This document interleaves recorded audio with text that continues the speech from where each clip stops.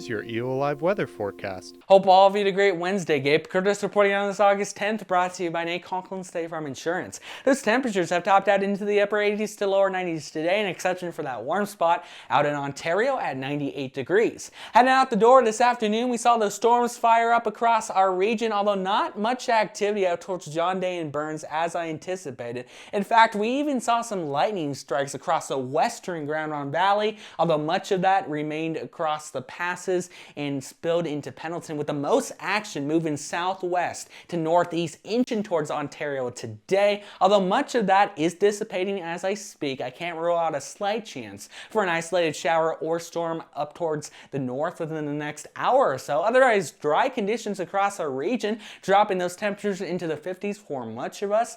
Slightly cooler, upper 40s Meacham, while Pendleton and Ontario stay warmer into the 60s. The least amount of cloud cover will be out towards the south, which could produce some fog spots. Otherwise, scattered clouds will be reported across the remainder of our region.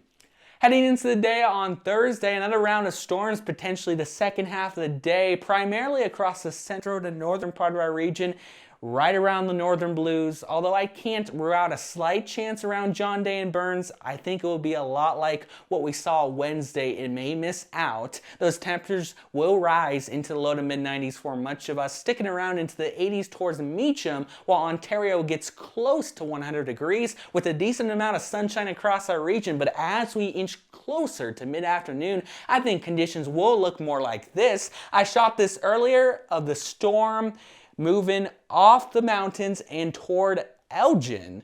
Although we didn't see downpours where I live in Somerville, we saw a nice view of it as it all circulated around my area earlier on Wednesday.